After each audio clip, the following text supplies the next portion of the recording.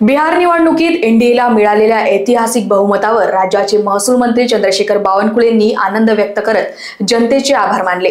त्यांनी सांगितले की बिहारच्या जनतेने विकास, विश्वास आणि स्थिर नेतृत्वाला प्राधान्य दिले असून डबल इंजिन सरकारवर पुन्हा शिक्कामोर्तब केले आहे। काँग्रेसकडे विकासाचा रोडमॅप नसल्याने ती सतत कमजोर होत असल्याचा आरोप करत राहुल गांधींच्या नेतृत्वावरही टीका करण्यात आल्या।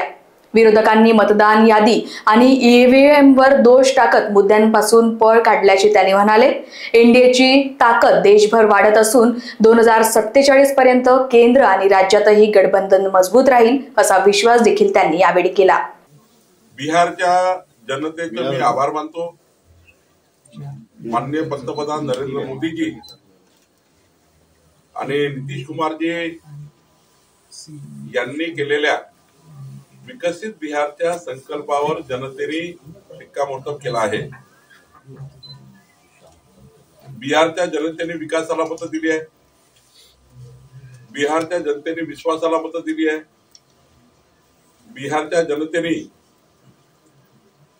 विकसित भारताकरता मत दिली आहे आणि त्यामुळं एक मोठा अभूतपूर्व विजय।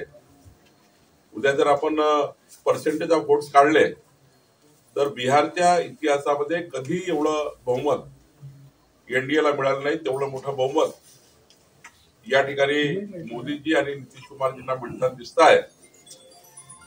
माननीय पंतप्रधान मोदीजी यांच्या नेतृत्वामध्ये हा एक मोठा ऐतिहासिक विजय बिहारच्या राजकारणामध्ये आहे आणि मला विश्वास आहे की मोदींचं नेतृत्व आता हे संपूर्ण विश्वाने जसं स्वीकारलं, भारताने ज्या प्रत्येक जनतेने स्वीकारलेला आहे, 140 कोटी जनतेचा भारत देश मोदीच्या मागे उभा झाला आहे। काँग्रेस पार्टी ही रोजच कमजोर होत चालली आहे।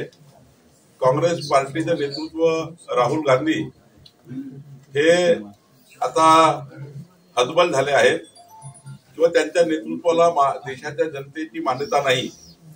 केवळ आपले कार्यकर्ते, पक्ष आणि आपलं नेतृत्व टिकवण्याकरता मतदार यादी, ईव्हीएम यावर दोष देऊन या ठिकाणी ते कसा तरी आपला वेळ काढूपणा करतायत, पण त्यांच्याकडे तर मुद्दे नाही आहे, विकासाचे मुद्दे नाही आहे, विकासाचा अजेंडा नाही आहे, कुठल्याही गोष्टीचा अजेंडा काँग्रेसकडे नाही आहे।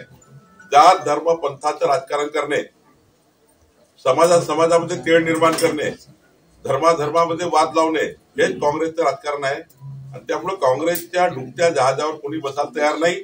बिहारची जनता सुद्धा आता या मतदानातनं स्पष्ट केला, बिहारच्या जनतेने काँग्रेसला जनतेने लाथाडलाय, काँग्रेसला जनतेने त्या ठिकाणी बाहेर केलेला आहे आणि पुढच्या काळात तर 2029 मध्ये काँग्रेस ही इतिहासातली सर्वात छोटी पार्टी होईल अशी त्या ठिकाणी परिस्थिती असणार।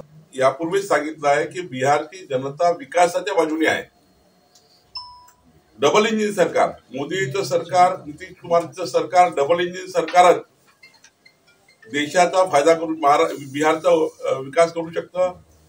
आता जे काही सरकार बनेल, इकडे मोदीचं सरकार, बिहारचं सरकार मिळून हे सरकार बिहारच्या जनतेला न्याय देईल आणि बिहारच्या जनतेला विश्वास आहे, महाराष्ट्र जनतेला जसा विश्वास आहे की जे आश्वासनं, जे वचनं आम्ही संकल्प पत्रात दिले आहे, आम्ही आमच्या मॅन्युफॅक्चरमध्ये दिले आहेत, ते आम्ही पूर्ण करतो हे जनतेला पटलं आहे। एकमेव एनडीए असा आहे जो दिलेले वचन पूर्ण करतो आणि म्हणून बिहारच्या जनतेने आम्हाला त्या ठिकाणी बहुमत दिलं। Bureau report, Lokvahini media, Nagpur.